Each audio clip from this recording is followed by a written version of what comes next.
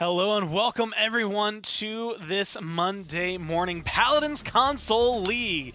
A lot of interesting things that are going to be coming today, but the more interesting thing, I guess the first interesting thing that you're going to see today is the fact that I am joined on the desk by someone special coming in. It's going to be the coach for Space Station Gaming. It's Kresnik, Bobby, but I call you Kresnik, so that's what I'm going to call you. I'm used to my fake name too. Yeah, I don't think I've heard anyone in this office ever call me anything other than Gore.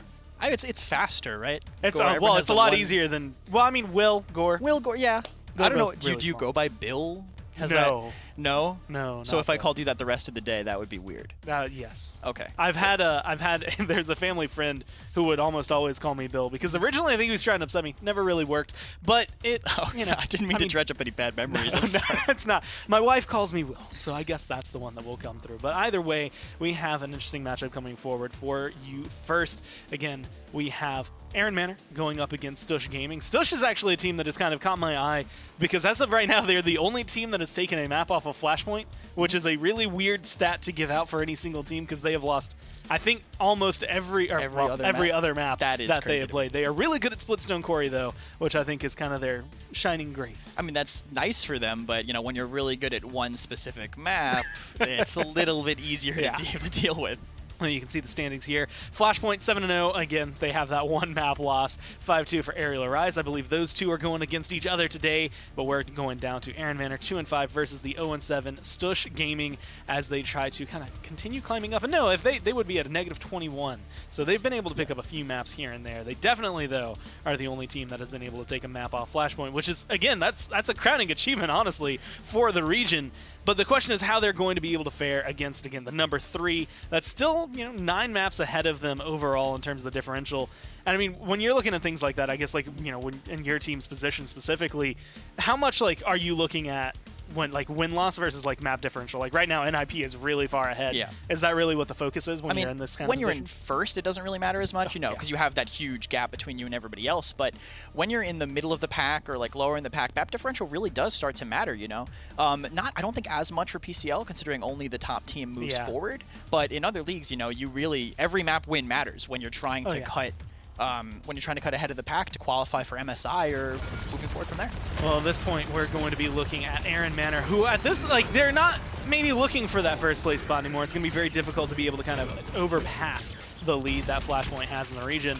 But you still are looking to grind, continue getting better, and Unlimited Fails has been one of these players that's got my eye. And one of the things that I think is very difficult to do on console, and you had a fun story about Neo kind of transferring over and trying to play with it, is the fact that blasters are not exactly the easiest thing. So when you have a player like Fails who can bring in the Drogas, and I believe I've seen play the Bomb King in the past, that can make a very big difference in your draft. Yeah, absolutely. When other teams aren't able to bring it out, when you don't have that flexibility, on those characters, it can really open up your draft a lot.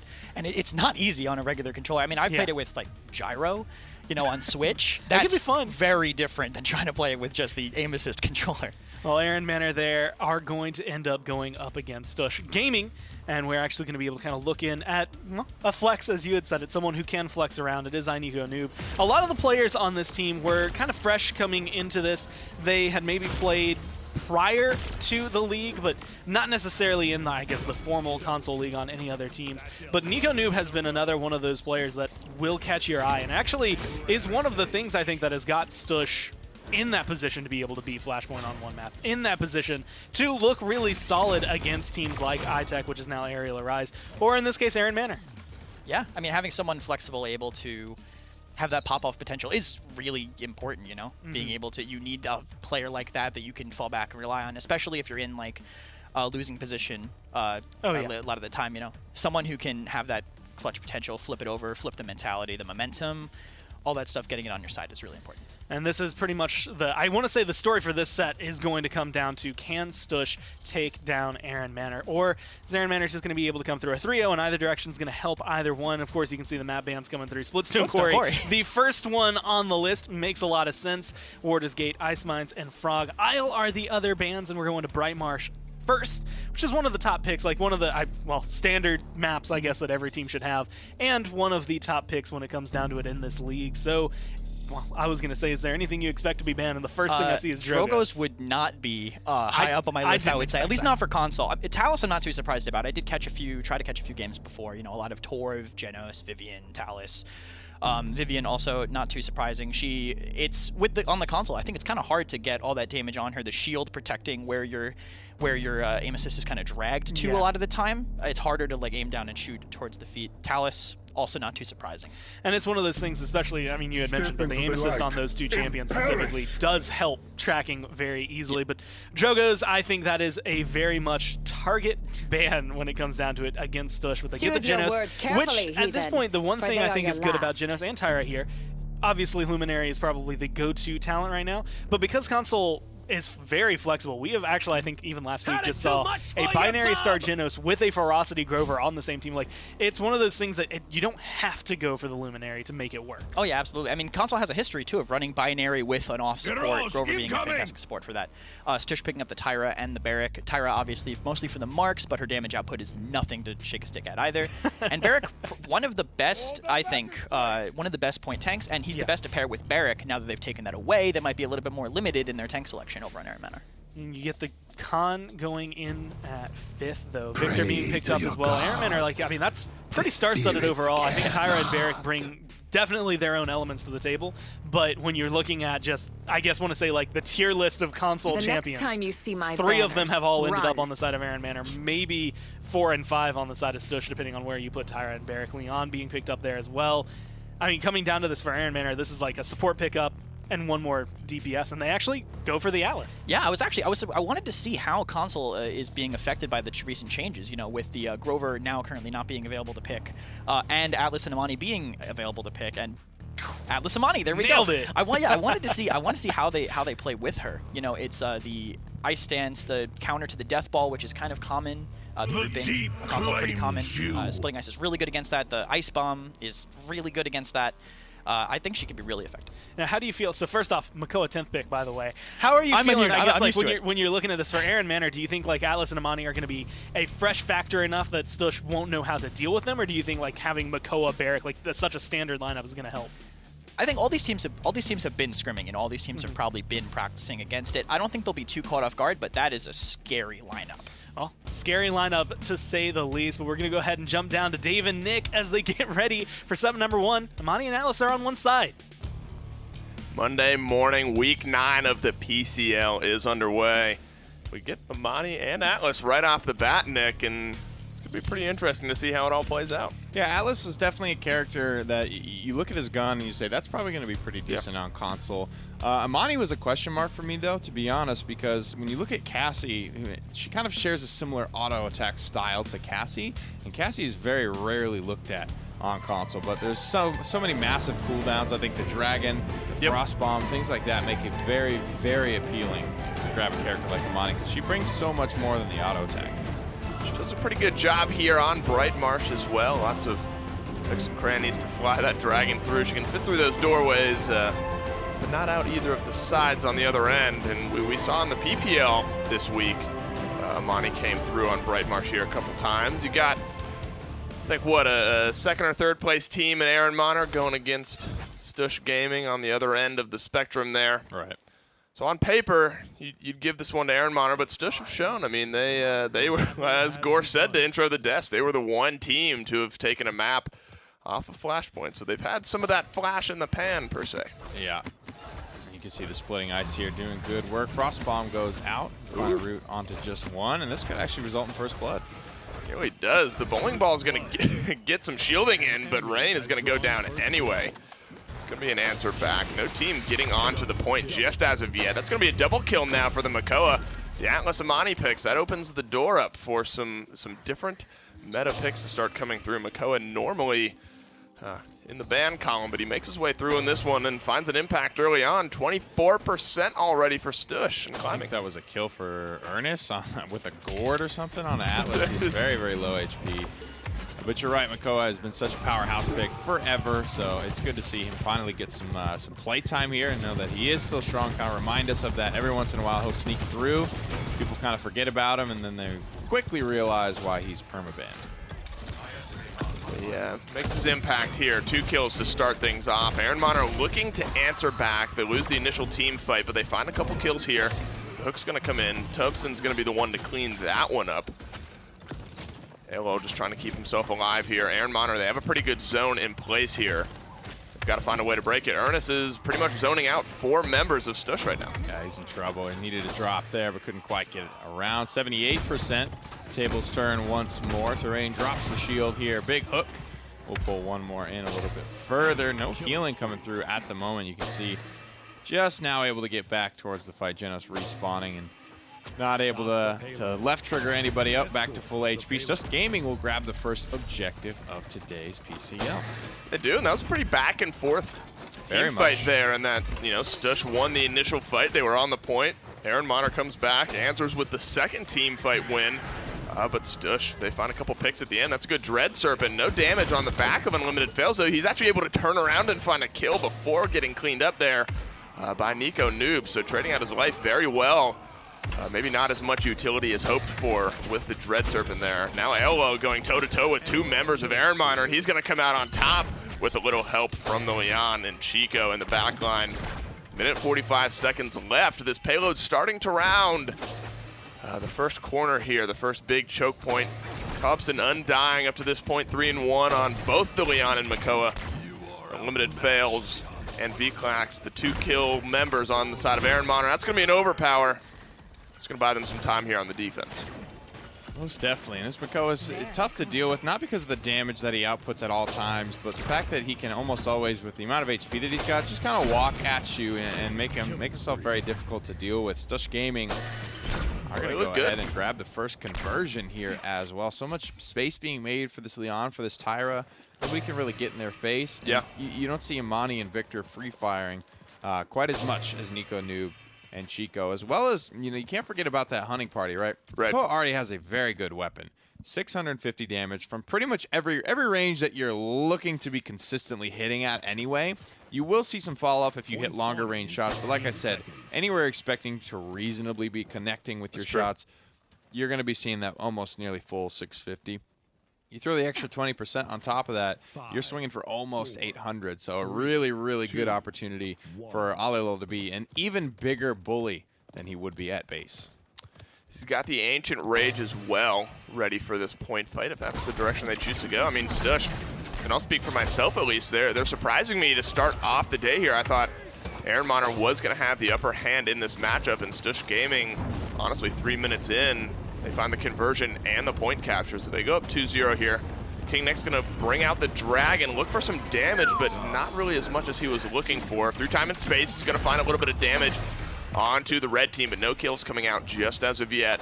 It buys them some zoning, buys them a little bit of time. 35% and climbing now on the point for them. I mean, they're definitely using ultimates, but they are not getting value for any of these. And now look at Stush Gaming. They still have the Enlightenment. They wish that. They have the Dome Shield. They use an Ancient Rage, but don't get a kill. That's the big moment that I think Ehrenmanner needed. Yeah, I think they would have looked for a little bit more value from the Ancient Rage there. If nothing else, it bought them a little space on the map. It allows the rest of the team to push forward and get on the point there. That's a good Ice Bomb, rooting up a couple. The wall's going to come out and block out those projectiles. Be careful here, though. Stush Gaming, 78 and climbing. They win just a few kills here. This could end up going through and make it 3-0. They need to get in. They need to get a touch. 96%. Nico Noob, though, he opens this fight with 1 on 2 Unlimited Fails. That's going to be the victor back in base now. It's going to be the con. V-Clax trying to get in, trying to find some damage and find some kills, but he's not able to. Ernest goes down. V-Clax is the next to follow, and Stush find themselves up 3-0 here, Nick, on Brightmarsh. I don't know if it's that just they're whiffing a lot of these ultimates and not getting value, but Ehrenmanner looking a little bit lost here on Brightmarsh. Stush Gaming pacing out their ultimates better, holding control of their zones a little bit better, and even though they almost lose Alilo and they don't get a ton of value for their ultimates either, to be honest, because Ehrenmanner don't put any pressure on them with Barrage, with the Dragon, all that stuff was not really well utilized in that fight. It doesn't matter. When you set the precedent of, oh, we didn't do anything with our ultimates, then Stush Gaming, anything is an improvement, so they didn't really have much to worry about. That's true. The overpower is going to connect, but he's going to get taken out before he's able to really utilize it at all. V-Clack's back to base here for another 5 or so seconds. Rain, the bowling ball, keeping him alive yet again. He's been dancing on the edge on this barrack throughout this entire game so far. Through time and space is going to connect for VCon. He gets traded out though. Chico and Nico Noob are going to be the 2 on Stush Gaming to start off this fight. 4 double-digit streaks. This could go in here. It's an impossible stat to track, but I feel like the amount of damage amp hunting parties providing this barrack and this Makoa is really making a pretty significant difference. That dragon doesn't get much. There's too much bulldozer online right now. King Nick simply cannot get the fire out in the field. You see the double bulldozers on the side of Stush, and that's just enough to melt through that dragon, especially when they have some cover on the backside to be able to hide behind. The defense, started off really well, and Limited Fails finds Rain, but Ernest gets sent back to base as well. So 1 for 1 here on the defense. The root is going to come through. The Dread Serpent as well, just goes a little bit wide. V-Clax stands inside of it, so he gets turned around as well. Nico Noob just trying to find these angles, try to find the damage as well, and Limited Fails with a double. This defense is looking pretty good for Ehrenmanner. Make it a triple now. Yeah, with a dead healer as well. I don't think there's much bouncing back from this. Stush Gaming have no choice but to call it off. 30 seconds on the clock, so enough time just to get their feet under them and probably give this one more good shot. They use a couple of ultimates there, though, so they could be putting themselves in a rough situation here. The Dread Serpent, the Crossfire, the Enlightenment have all been burned, and if they don't get this conversion, they're going to be in a rough spot in this next point fight. They'd really like to find this pick onto Ernest. He bought some time for his team, but trades out his life in exchange for it. Ultimate's up for Ehrenmanner. Ultimate's up for Stush, though, as well. That's 2 down now, but that's a good trade back from Unlimited Fails. Not hitting his shots now is Elo. Unlimited Fails has been the big defender here on the side of Ehrenmanner. It looks like overtime is going to go the way of them in this case. So look at the ultimates. Got Makoa's ult, the Dome Shield as well. On the opposite side, though, you have 3 or 4 for Ehrenmanner, and he had the fast cap. Unlimited Fails was the one who came up big on this defensive stand. They're going to need some more of that Victor pressure going into this next point fight, though. Yeah, there's definitely something to be said for getting the barrage and getting the dragon back out of Ehrenmanner. That would have been their big advantage going into this fast cap round with 5 ultimates available versus just the 2 for Stush Gaming. But now, if what happens last round happens again, then Stush Gaming really shouldn't have much of a problem closing this one out. It's just a matter of getting something for this Ancient Rage, this Dome Shield. And then they'll be in a spot where, with those 2 ultimates, you can likely stall this fight out long enough for an Enlightenment to come back up, for a Dread Serpent to be back in relevancy as well. These aren't super far away. Definitely looking at 2 different waves of ultimates. The Ancient Rage is going to lead off the first wave. They find some kills, find some damage. Elo is just ripping through the Ehrenmanner lineup, and they're on the back foot in a big way. I think they're actually in, I think they're in the Stush, oh no, they're in their own base. I forgot which way they were pushing there for a moment. I thought they had gotten pushed back into the enemy team's base there.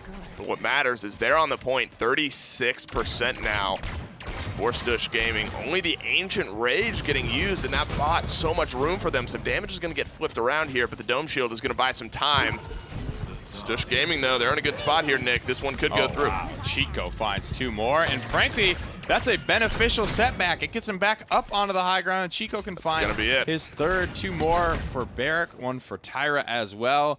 And they do it all without any healing, because look who's back there on the point, just capturing away dutifully. And the ultimate usage really good there on the side of Stush Gaming. You got to say the name Chico in this case. He had pretty incredible slash line there on the Leon. He leads Stush Gaming to a map #1 win. Send it back to Gore and Kresnik to hear their thoughts. A pretty decisive victory overall for Stush. A 4-1 coming through, which admittedly, if you had told me that was going to be a 4-1, I would have thought definitely the other way around. So, I mean, they did a lot of work. What was it that stood out the most to you as like their winning factor? Honestly, I think it was just how they took apart the defense of Ehrenmanner, the way they were stacking on the right side. They didn't really adapt their middle. They weren't ready for the ultimates that were coming in. They had some very decisive uses of their ultimates into their face with the aggression, just whoever tore them apart.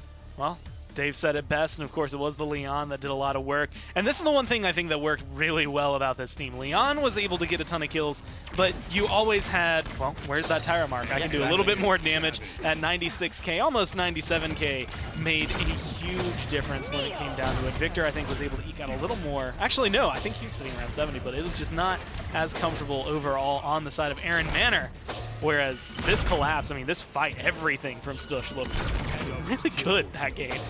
Yeah, they were really comfortable on their ults, I think, and on their pushes. They knew what they wanted to do. They executed really fast every mid. I mean, that Ancient Rage was in their face in that last mid almost immediately. You know, they were really pushing him down. And their comp, the Leon, is super good as a mid-ranger for just shoving into their face, you know, taking that ground.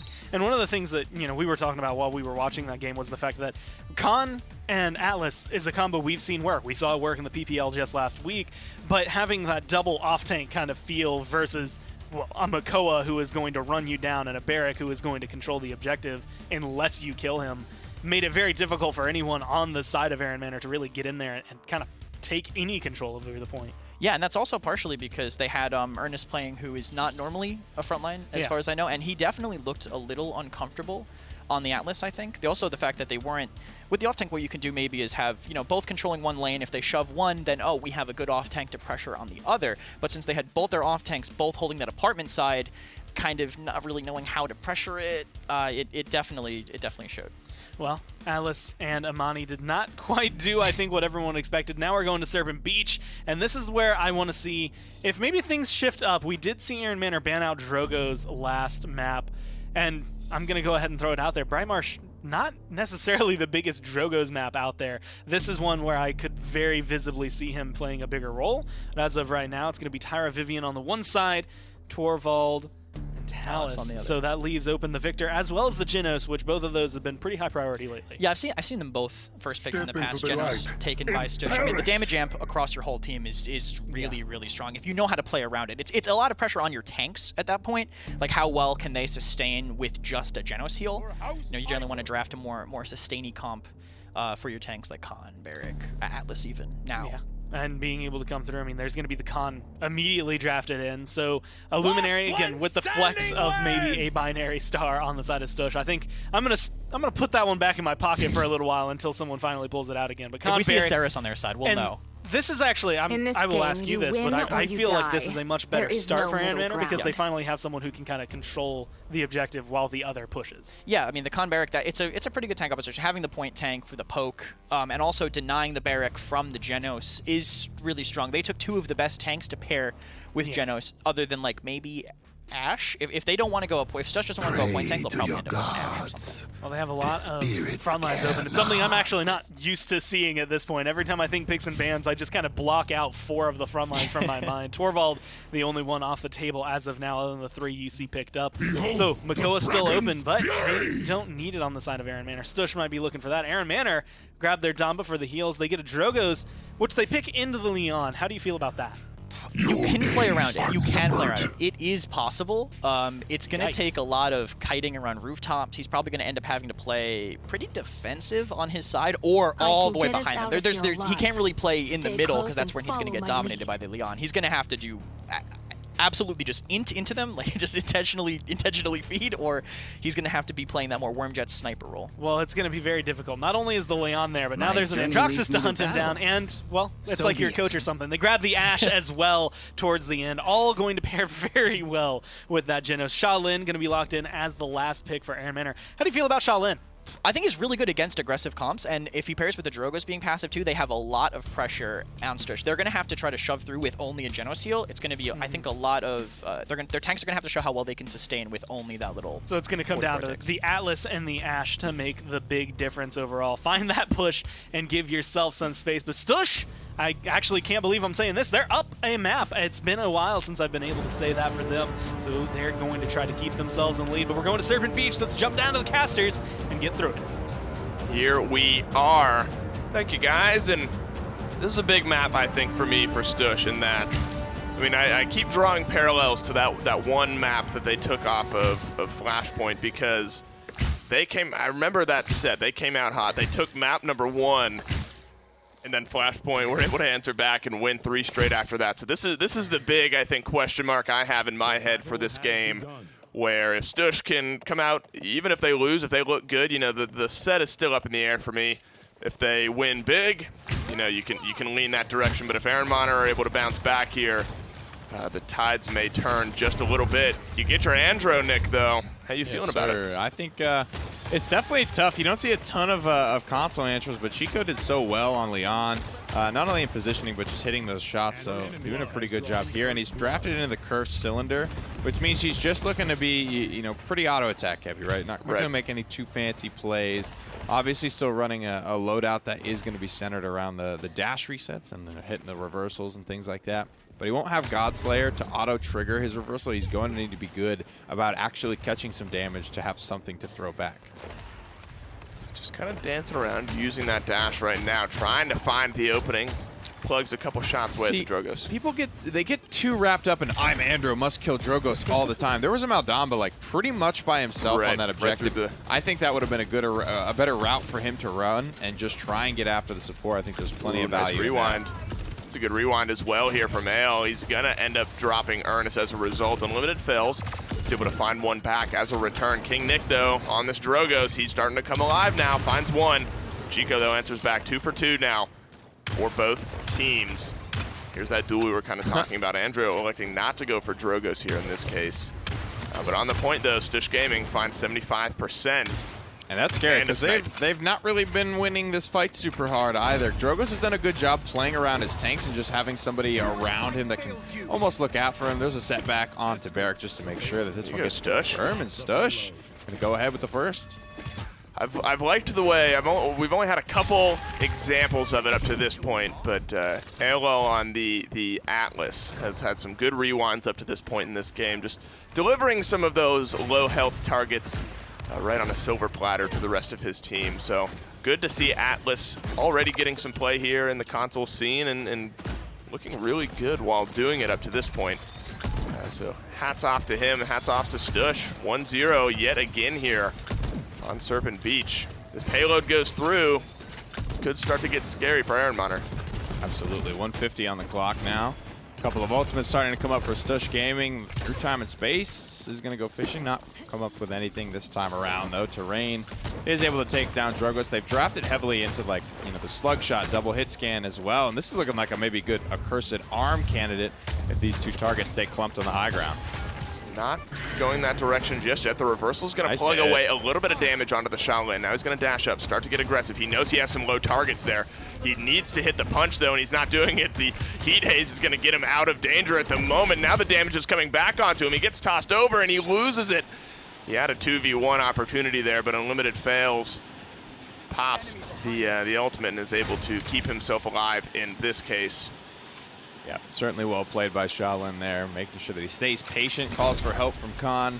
Big rotation, hits the commander's grab. All that is good stuff. Still a very close call indeed, but that's what happens. They drafted this Androxus. He brings that high ground mobility as well, so he can sneak up on this Shaolin much easier than a lot of other characters could in the cast.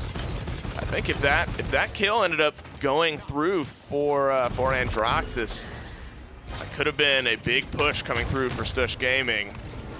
Chico playing it pretty well up to this point. He's got some clump targets as well. Ehrenmanner electing to kind of hang up in this top high ground here.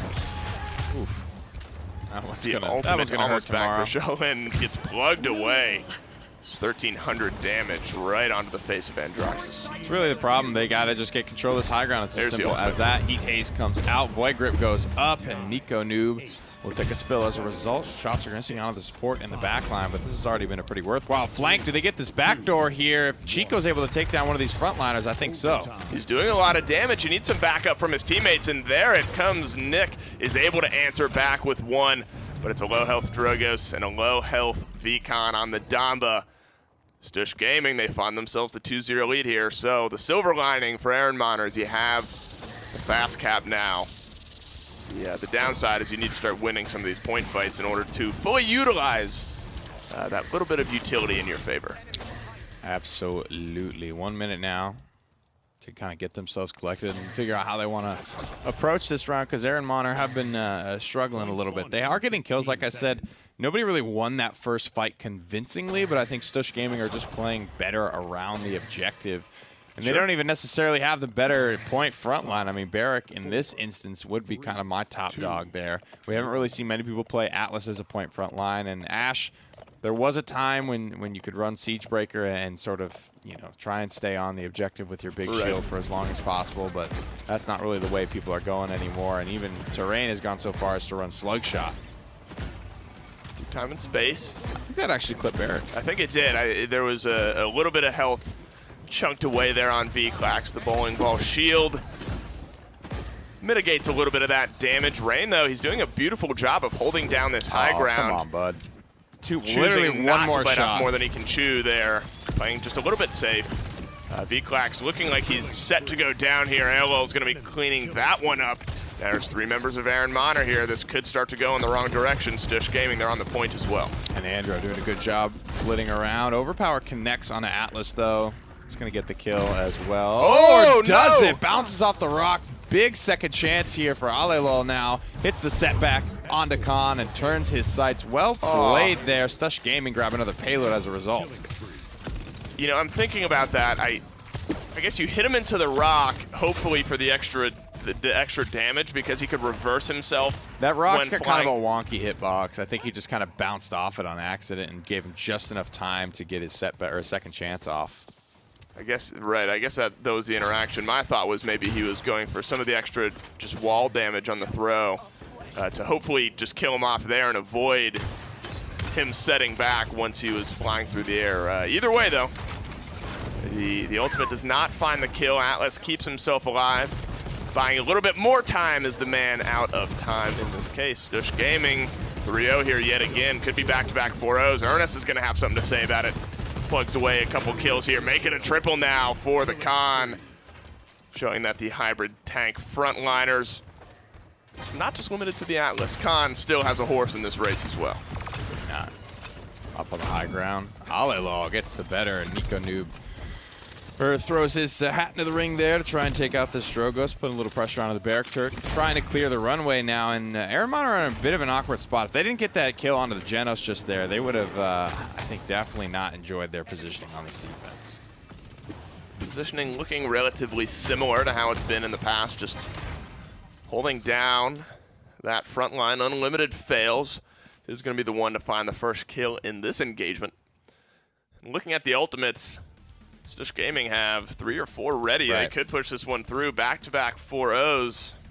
That'd be a Stush Gaming that we haven't seen in a few weeks. That's a big part of it, and I think that'll be a great tell on their experience level and Yeah. how comfortable they're feeling in this matchup. When you have a couple of ultimates like that, yes, you could put yourself at risk in the next round, but is that risk worth it? What's the situation look like if they can get a pick without an ultimate, or maybe even like some of these Premier League teams are now at the point where they can just like look at who's low health, look at what they've got, and say, we like this situation. We're going to go all in here, and we think we got a good chance to end. And Serpent Beach can definitely be that way, but controlling the high ground is something Andro really struggled to do last round, and you could see the second they were able to kind of force that shot in, and they didn't even really force him, to be honest. He popped his heat haze and dropped off high. Once they took control of the high ground, it became a much easier fight for them. Enlightenment swings a little wide here in this case. They still have Atlas, Andro, Genos, and almost the Ashe ultimate ready for this final push, potentially final push. Ehrenmanner on the opposite side as well. They have some utility to buy some time on the defense. 35 seconds left. Payload has a pretty good distance to travel as well. Ernest just holding this low ground here. Chico's going to use some of the dashes to get up high, plug away at the Barrack turrets, but now V-Clax knows where he is. Reversal hits the turret, helps him out a little bit there, and here comes the 1v1. That could be big. The Void Grip's going to lift up the Barrack, but he's going to get himself out of danger with those rocket boots. There's the overpower, but is he able to get cleaned up? No, Ernest falls before he's able to use the overpower. We've seen that a couple times so far in this matchup. Nico Noob finds the first kill. This could end up going through. Overtime starting to tick away, but Nick could have just stabilized with that kill, and Limited fails, finds one as well. It's looking pretty good, actually, for Ehrenmanner. Yeah, definitely. I think they'll be able to hold this defense.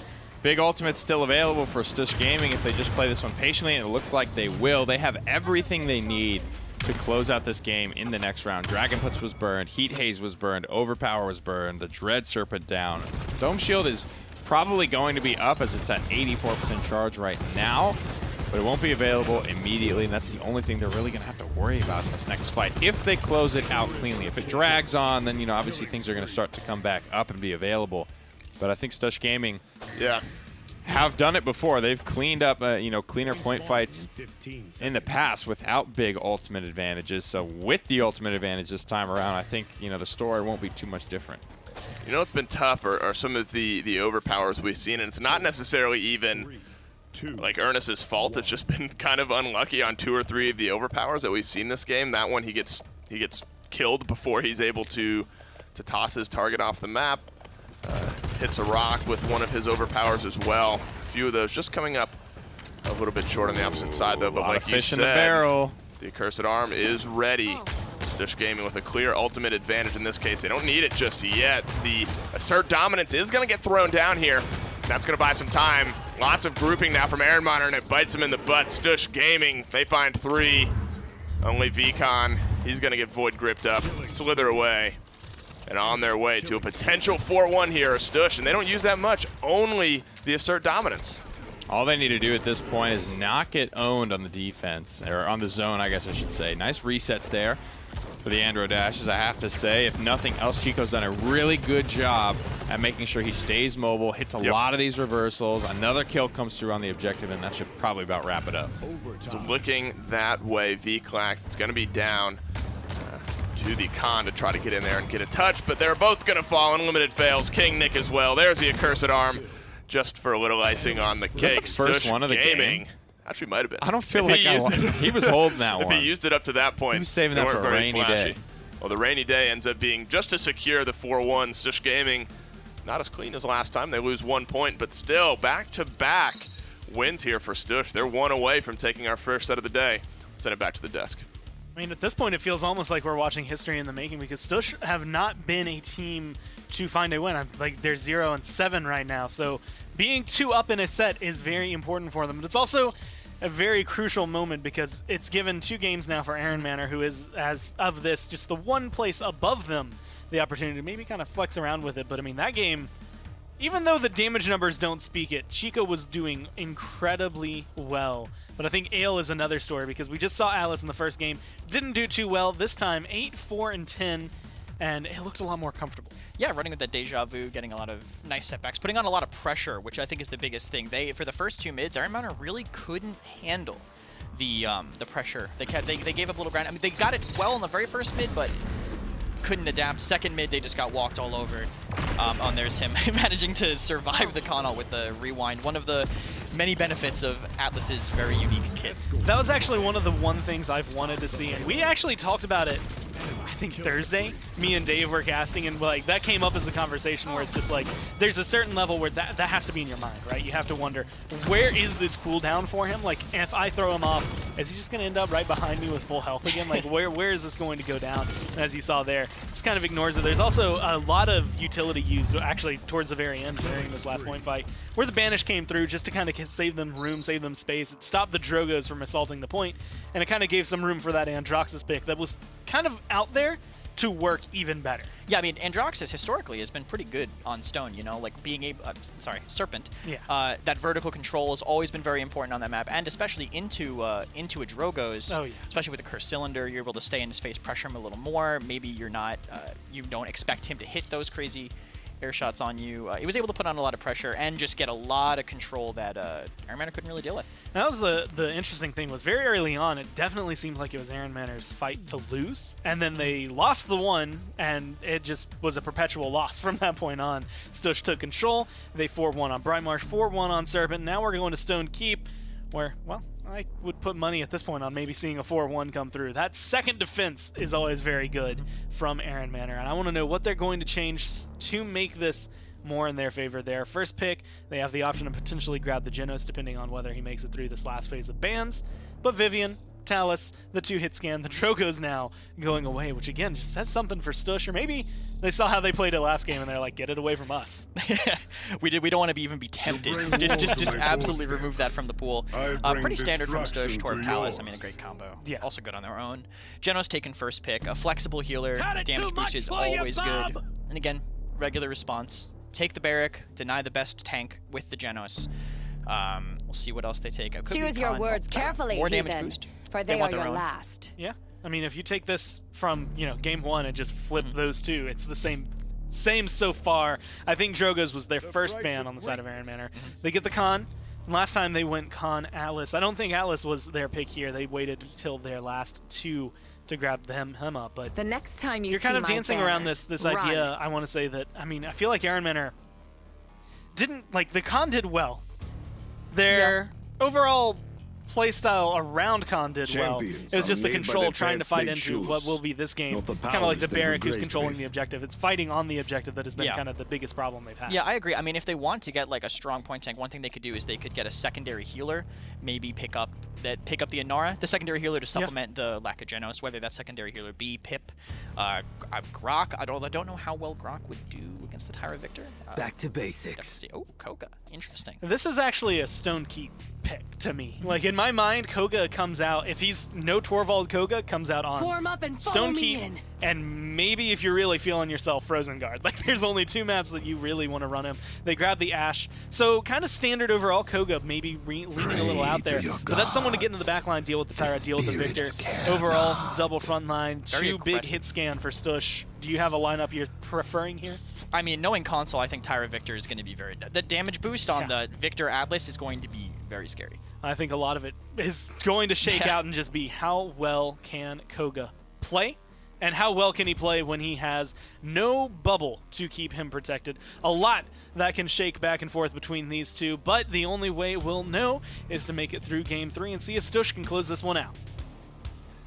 Get back to some more interesting console picks. Koga makes his way through yet again. Nick, how are you feeling about Koga nowadays? I know there were some changes to his kit a little bit. What are your thoughts on the current Koga? Well, they slowed down the claws a little bit, but they also, even before that, slowed down the SMG Adrenaline Junkie build. But despite that, people have been leaning back towards Adrenaline Junkie and the SMG play a little bit more.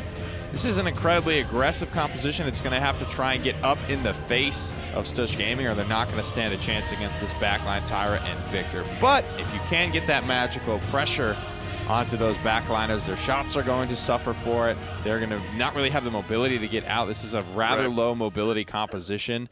So if you can get up in its face and get it in a bad spot, I really do think that Ehrenmanner have a chance to win these fights.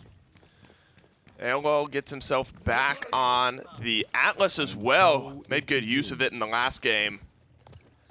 Stush Gaming, they've looked, I mean, decent here on Stone Keep in the past.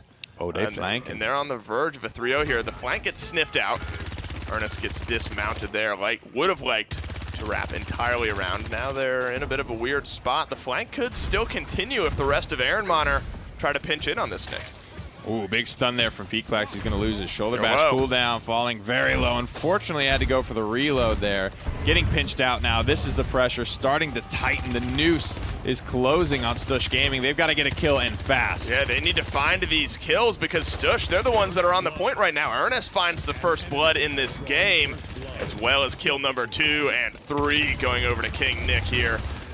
You imagine that rain is going to be soon to fall. Stush Gaming, though, they climb out to a 90% on the point here, but a big zone is going to be coming out. Yeah, it's hard to call that a loss with 90% grabbed on the objective, and I'm surprised that Stush Gaming lasts as long as they did. Not only in that 4v5, but there were so many low HP bars at so many different times. Nice setback there. Alelo gives his team the pick they need to get back in it. 75, though, on the opposite side, but the kills are starting to come up red. Stush Gaming, they have the offensive pressure now. There's only 3 members left defending for Ehrenmanner here, and the barrage was going to come out going just wide on a few of those, maybe just buying some zone for themselves, and that's all they needed. Stush Gaming answer back. Despite the clean team fight loss to start the game, they're pushing here to make it another 2-0 start. We've seen it time and time again this set. 2-0 map number 1, 2-0 map number 2. Stush Gaming, they look poised to potentially take this in a clean 3-0. The overpower goes a little wide, though. That was a very Na'Vi point fight there. Just trying to almost AFK on the objective and just stay alive. Get your hands up, stay against the ropes. You might lose when it's all said and done, but did you really when you grab 90% of the objective? Great setback from the Atlas. Again, you got to give a shout out to that. Got to give a shout out to the Victor. Managed to find like one of the most precision picks onto the Genos through a tiny little crack in the lower cathedral we've probably ever seen. A lot of barrage damage coming out. Look at that. Face shield just so good at opening up a corridor or a line of sight for a Victor to fire away. He used the barrage on the point fight, but I think he might have only used 1 or 2 of those mortars, so that's why the cooldown gets reset just a little bit. Able to use it again here. The payload, it's inching ever closer to going through. The wall's going to buy some space. Elo getting aggressive now. Down comes the assert dominance from Vclax. He gets rewound, though, just out of it. He's able to inch his way back into it at the moment. King Nick finds the 1 kill here for Ehrenmanner, but some kills getting traded back and forth. Elo, he's going to be the one to find this one. Khan gets set back as well. Back up top you go, but back down he comes here. 54% now. Both teams going toe-to-toe. Low health bars on the side of Ehrenmanner. If Stush Gaming get aggressive, this could go through, Nick. Yeah, a lot of healing coming out right now. Where's the rest of the squad, though? These kills should be ringing through. Alilal buys so much time. Everybody's kind of looking at him as well. The kills just were not following it up. Nice enlightenment there for Limited Fails. Looking for his third. Oh, you don't lose those, do you? He's not going to lose it. It's going to make it close, but he is going to come out on top yet again. And there's still 30 seconds left, though. That's the thing to look at. That felt like a 0-second overtime remaining type of a payload fight.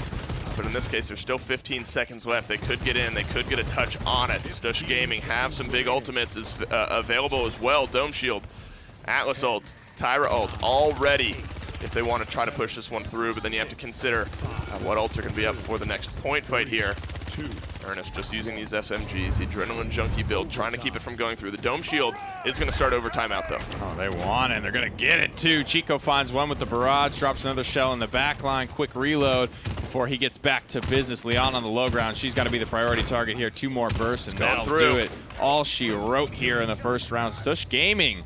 I don't know what was in their Wheaties this morning, but they are locked in. They're playing very well as a team, and always with a purpose, too. They always have, like, the plan is very clear. The win condition is very clear. And the execution is just a nice little script, and it allows us to follow along with, I think, the way Stush Gaming is thinking. Something in their Wheaties. They got their fiber this morning, that's for sure. 2-0. Stone Keep now. They need 1 more point capture, 1 more payload push to push it through. Tip the cap, though, to King Nick and Unlimited Fails. They've had a pretty good game up to this point so far. But so much pressure, so much offensive aggression from Stush Gaming, calculated as well, as you said. That puts Stush Gaming 1 round away from potentially a 3-0. I don't think we've seen maybe some map wins here and there out of them. But never a win as of yet. Chico's going to get overpowered. He's going to stay alive long enough to turn some damage around there onto King Nick. It's a 1-for-1. Second chance. It's going to get Atlas back up to safety. Through time and space won't connect either. Crossfire is nowhere near ready, but Nico's trying to keep this Koga marked up. Keep the pressure on high. Stush Gaming, he gets not melted. as clean as it was in round number 1, but they don't grab as much of the capture as they did in round number 1 either. Absolutely true. 30% though. They're still on the point right now. Just have the 1 holding the point here.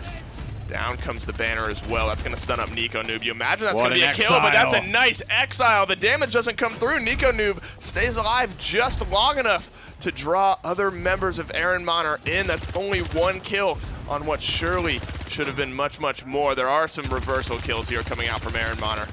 Ernest keeping himself alive, finding the damage as well. But Nick, this is eerily similar to that first point fight that we saw. 87 might as well be 90%, but they do have the fast cap this time for Ehrenmanner. And that's the big difference. They start at about 27% as well. This is going to be much harder to get in there and grab a pick with. Stush Gaming have no ultimates to work with. Enlightenment is up. Overpower is almost ready. Crossfire just now popping up, trying to chew through this comm, but again, fast cap is going to damn them in this second round. I think the Crossfire came out under the assumption that somebody from Stush Gaming was going to be able to get in and get their toesies on that point. They don't in this case. If nothing else, though, they start the defense on the front foot.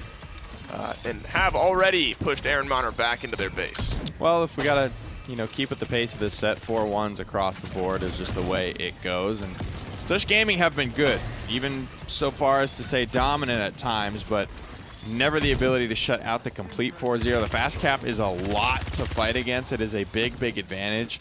And unless you are really working a team, there's no real way, I think, to cap over the fast cap unless you're, wiping the floor with them. Rewind goes through, and the through time and space. Goes fishing, finds some damage, but no kills. Unlimited fails, maybe able to clean up one. That through time and space had gotten low here. Fighting back out to the payload, though, our Ehrenmanner finally making some forward progress here. Getting off the point. But they don't have a lot of time left, 1 minute and 20 seconds left. You figure that's enough time for 2 or 3 team fights, maybe, depending on how clean sweeped they are. Dome Shield, though, Barrage, Dread Serpent, soon to be Crossfire, soon to be Atlas Ultimate as well. Ehrenmanner a little bit further behind on the ultimate charge.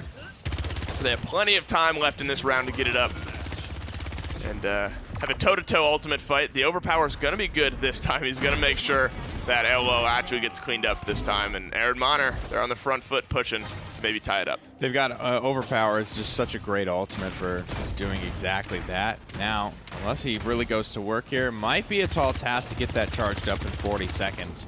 And that was a big part of their team fight success in the other round. Big deep dive here, set up with the stun from the Assert Dominance as well, but set back out of it. Hello, Ernest, a triple kill now coming out. You don't need the claws when you got the SMGs. He buys his team some space. But Rain answers back with a double kill. Surely that was going to go through, but the Barrack comes back to life, buys his team some time, finds some kills here, and the shield is going to keep him alive at the moment. Oh, thank goodness. Doesn't have to use the dome shield. Barrack has those 3 shields, 2 bowling balls and a barricade before he really felt like he needed to go into the dome shield. Good poke as well onto this Koga, kind of deterring him away. Maybe a good body block here will prevent an overtime, and it will. Well done. Terrain has been so critical on Stone Keep. I mean, this is like a lazy level Barrack performance. The amount of objective presence he has had in forcing just kind of weird situations for Ehrenmanner. I mean, tip your cap to Ernest, though. Found a triple kill on the Koga. But Rain comes right back out from base, finds 2, and gets the payload stalled out. And now Stush Gaming, they got a payload fight, or they got a point fight, excuse me, for the win here. Not just the game, but the entire set. They could 3-0 it with a point fight win here. And they have some ultimates to boot.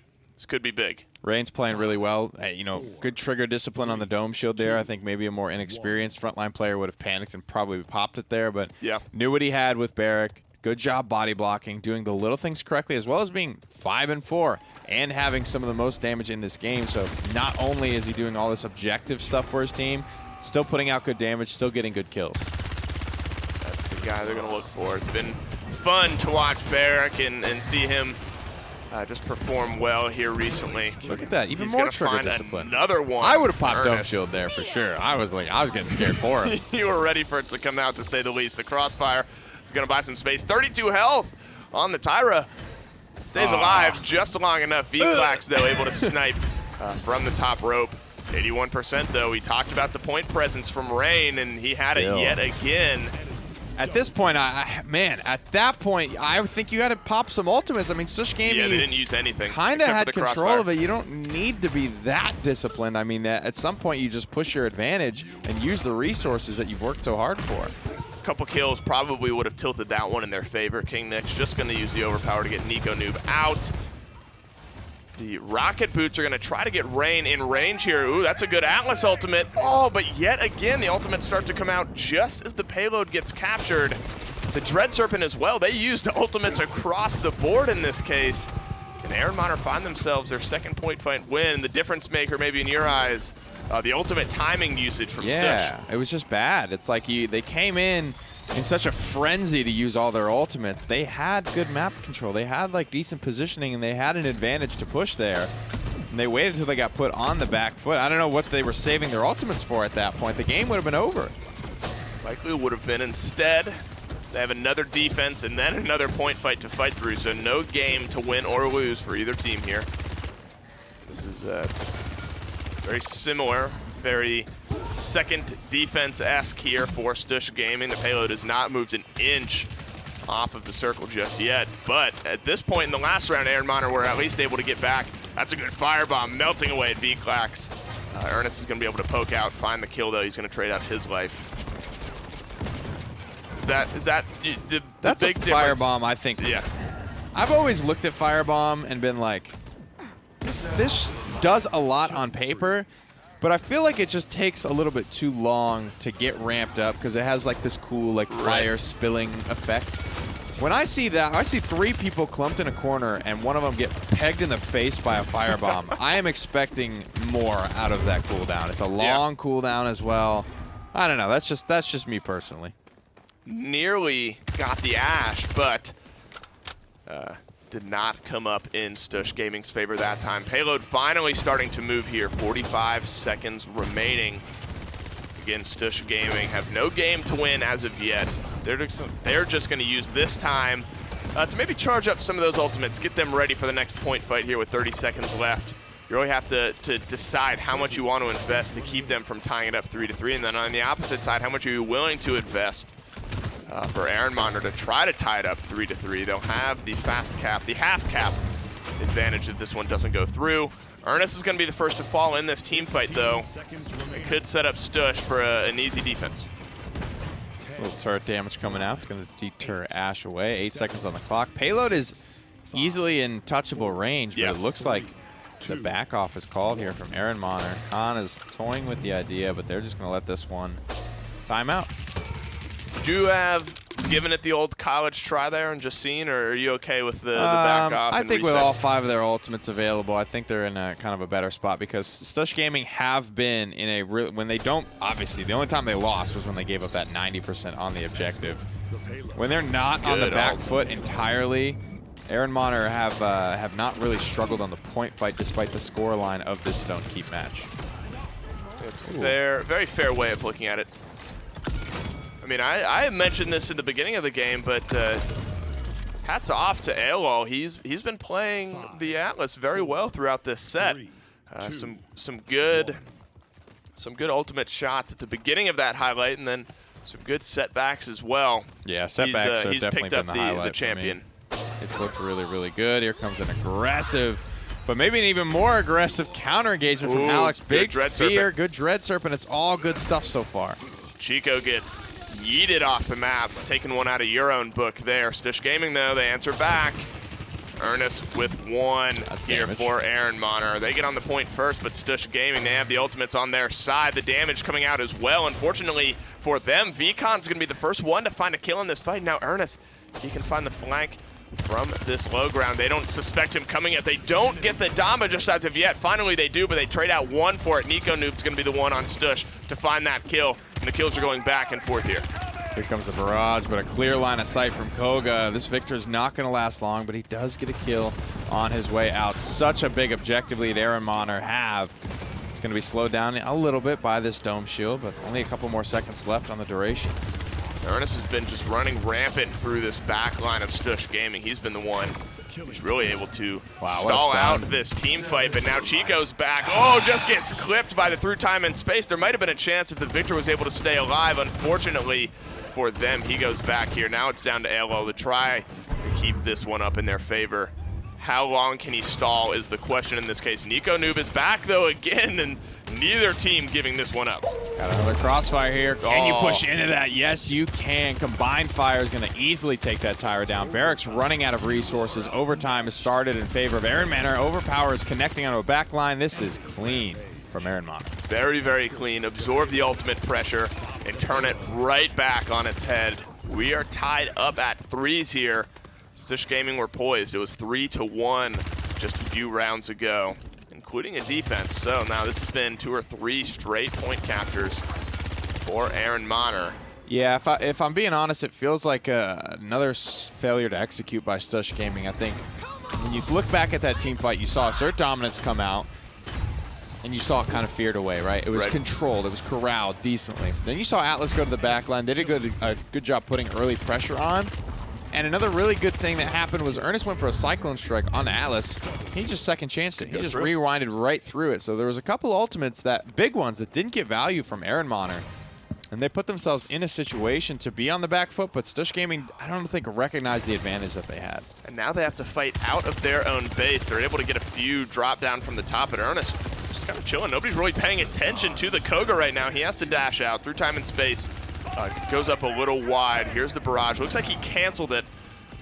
Oh no, Yeah, he that still had Enlightenment it was gonna out. kill him. Nearly got dropped by the Enlightenment though, and this is going to be the big fight. There's still a minute left, so Ehrenmanner still have a couple tries left at it. Unlimited fails, he's going to drop one, but that's a good Dread Serpent, sends Ernest running. He goes back to base as well. There's the Overpower though, that could buy enough space for Ehrenmanner to push this one through. A lot of pretty critical overpowers. Big stun there as well. Barrick fighting tooth and nail on the objective. Nico Noob thankfully respawning. He looks like the guy that might be able to hold this one. Firebomb down onto the objective. Ash is just kind of standing in it right now, though. Crossfire comes back up as well if he feels like he needs it. There's a Cyclone Strike. Finds some damage. No kills, though.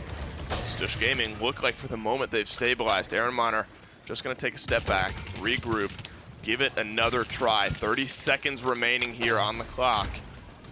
And that was, I have to commend Stush Gaming there. There were so many kills coming up in Ehrenmanner's favor, and they were able to respawn, stall out the push. It's all about Rain. And really give themselves a chance here to defend. Rain has been so phenomenal, I think, stalling these out, being objective-minded, being and just in control of what he can do with this Barrick. Pushing down a support and getting out cleanly. I mean, this guy has been the MVP of Stone Keep, without a doubt. Almost pretty much win or lose, I think he's been the most valuable player playing this game. I'd agree.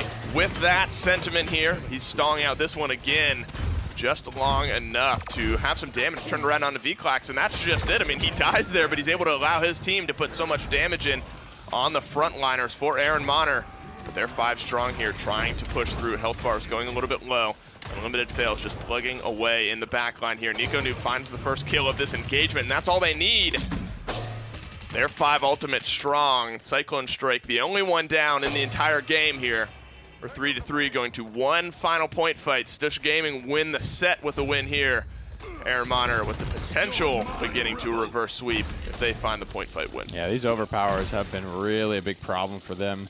There's not an easy way to deal with them. They could try to push more aggressively up into the high ground around the keep, just disallowing a line of sight for King Nick on his con. He's gotten so many of these kills. I would wager he's coming up on 6 to 8 overpower kills, and he's only 15 and 8. So almost a majority of his kills are coming from these overpowers. He's throwing people off the map consistently. He's dunking them into walls, things like that. Ernest 20 and 13 on the Koga, still being pretty successful, even back to this SMG style with no Torvald to help him. This game has been a slugfest, to say the least. Lots of double-digit kills for both teams here. Just a couple stuttering pauses coming through. Looking at the ultimates, though, Stush Gaming, that was kind of the question mark. They had a potential to end this set, but were a little bit reluctant to utilize some of their ultimates. A lot of them coming out maybe just a little bit too late in that one-point fight. But here they go in. There's no fast cap on either side here, so this is just a traditional, might as well be 0-0 point fight. 1 point fight to end the game in this case, and we'd like to see them maybe be aggressive, really feel like they have the advantage in this case. You can already see them making the adjustments here. They're playing the low ground this time. It's not something that they've done at any point in this game so far. It's going to try and prevent a little bit of this overpower pressure, but a big assert dominance, stuns out a couple in the back line, set back just to try and get Ash controlled for a little while longer. Only the Dome Shield, only the Dread Serpent getting used, but all the kills are in favor of Ehrenmanner up to this point. Stush Gaming were on the point, but Ehrenmanner, they're the ones who win the team fight. Stush Gaming, though, they don't utilize too much. Neither team really throwing too much out there. Overpower and Enlightenment still ready for Ehrenmanner. Here's going to be the Overpower. It's going to take some damage in return for it, but Chico's going to get sent back to base here in this case, but it's a 1-for-1 trade. The Crossfire for the Overpower, though. AOL needs to stay alive, I think, in this case, and they need to be able to clean up Ernest. Oh, but the dashes are just too much to keep up with. Overtime now in favor of Ehrenmanner. Stush Gaming don't have the kills. Ehrenmanner do. And they're able to fight back, and it's 2-1 here instead of 3-0. At the end of the day, I think we commented on this going in. The Death said it as well. This is a very aggressive composition by Ehrenmanner, and if they can get up in the faces of Stush Gaming are going to struggle, and Ehrenmanner put the gas pedal to the metal, and they didn't let up that whole time, and that's exactly how they needed to play this. Well, Stush Gaming, they lose this one, but they're still on set point. Send it back to the desk to hear their thoughts. Well, you take Ernest off a front line, put him back on a carry, and he does exactly what you need him to do, being able to bring out the Koga there. But I'm actually going to... I think Ehrenmanner played that properly. Yeah. I think Stush played it improperly. I think I can just throw out the fact that you got to use your ult sometime. Barrick held on to a dome shield at one point for a round and a half before it got dropped. Your damage, it's all in your favor. The control, for a long time, was all in your favor. And it was just a couple of key things on the point fight that lost you a game. And you lost it when you were up essentially 2-1, and you lost that comeback fight. Yeah, honestly, it was a lot of just misuse of ultimates, I would say. I think Ehrenmanner just used their ultimates a lot more effectively. I think Overpowers always found stuff. Their through time and spaces got a lot of value. And when Stush were using their ults, I know when they finally did use that dome shield, because I took note, I was like staring like, when is he going to use it? When is he going to use it? When he finally did use that dome shield, he walked out of it to walk into a 1v3 and lower keep. Like he didn't use the point pressure that would have gained him. Instead, he just used it as like almost like a secondary barricade. There are very specific areas where I think it's okay to die with a dome, something like a dome shield ult. The point's not one of them, and right outside your base is not one of them. And there were several times on Stush, and it was not just dome shield. I know like harping on Barrick is easy, but there were several times where Dread Serpent would just not come out, Barrage would just not come out. And it's just like you gotta, once you get those rolling, like we have said several times in the past, sometimes a fight can come down to very simply who used their ult first. It doesn't even have to be better. It just, did you pop yours and get a zone with it, depending on how it goes. I mean, even a crossfire, just the sound of it can make some people want to hide away. Yeah, it just makes space. You know, it's all about, like, people talk about that kind of abstract concept of making space, you know, gaining ground, and just the sound of that teams will be like, oh, back up, focus, and it'll, you know, even just that, like you said, can make space, can gain ground. Well, I will say another note that was kind of thrown at me while we were watching or waiting coming into the Stush. This is the first time they've ever won more than one map in a set as well. So this is very big for them. Again, still on set point. So they have the ability to come in and still close this out, even though they've dropped the one. And this is going to be their map pick, so they're going to be a little more comfortable. Yeah, I'd like to think so. It's a closer map, similar to Bright, and I don't know if they were first pick. They weren't first pick on Bright, were they? No, they were actually second pick on Bright. Okay, so it's a similar map to Bright, but they did dominate on it. They did dominate on Bright, so it's going back to somewhat of a comfort zone. Genos banned, actually, for the first time. Torvald wide open, and they're going to 100% win rate on Torvald. Closed, done, dusted. That's all we need to know. 100% win rate. We can. This one's over.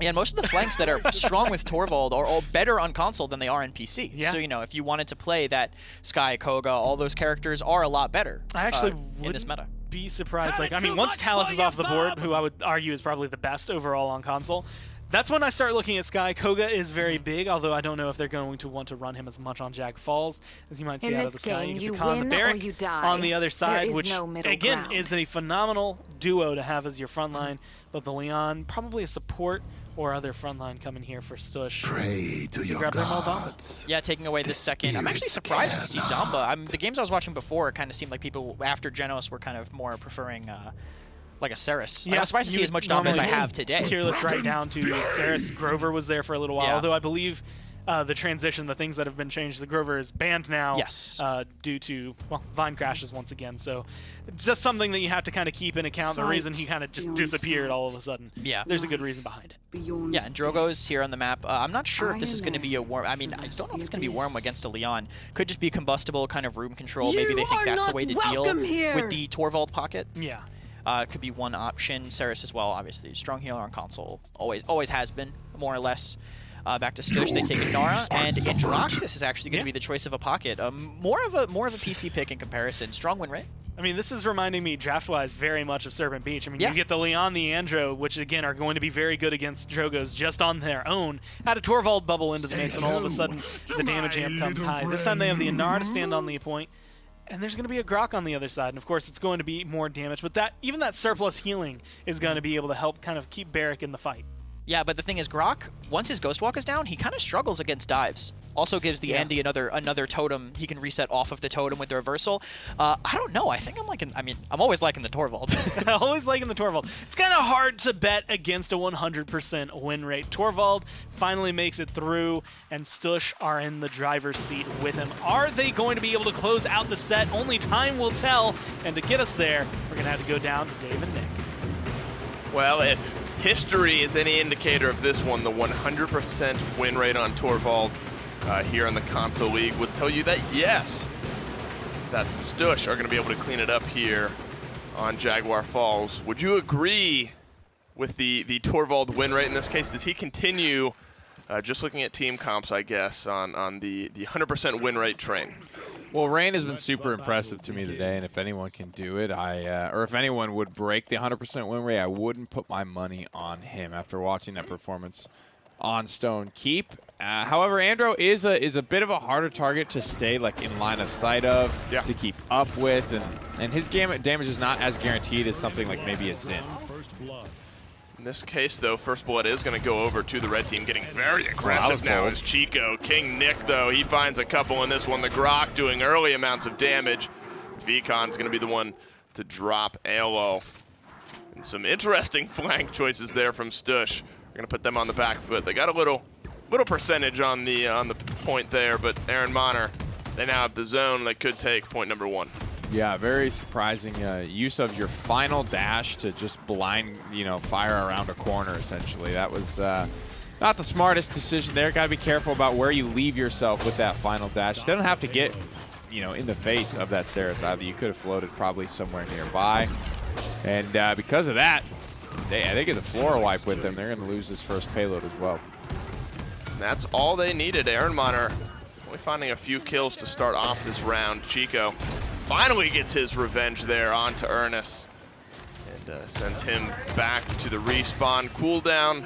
Stush Gaming get to try their hand at defense. Got a few chances to practice it so far this set. Looked good up to this point. The Torvald bubble getting deleted actually relatively quickly there. I wasn't sure what it was that hit him. Here comes an early Tempest in this game, just flying high above the rest of the map. He's going to assist Ernest in that one. Stush Gaming are on the back foot early in this fight. This is a very death ball-y composition. Drogos is the only, on paper damage dealer, but Grok's going to do his best to try and keep up with that. And Stush Gaming don't have a lot to punish the stacking. That's why something like, I don't know why, but console just seems to avoid Zin like the plague. To me, it feels like a much, easier character for me personally to play on console than like an Andro or something like that. I think he does better than most flankers against death volley types of compositions with the Yomi, and then it's very easy for Torvald to keep up with him. It was a really nice Dread Serpent, but there wasn't a lot of follow-up damage from Stush. Having a tough game up to this point is Chico on the Androx. There's still a minute left, but this payload is so close to going in, and the zone could do just that, and Limited Fails finds kill number 1. And Ehrenmanner find point number 2. I'm not even sure anybody Only died. 1 kill. Chico finds the 1 sole kill here from Stush. 1 team fight for the point, 1 team fight, not even really, just a few picks pushed through to get the payload rolled in for Ehrenmanner. That's a perfect view of that play there. Just a Tempest Grok just soaring above, high above the rest of the map, provides his team with a little extra utility and get this fight moving in their favor. It's a good way to flip that traditionally, thought of as difficult matchup for Drogos.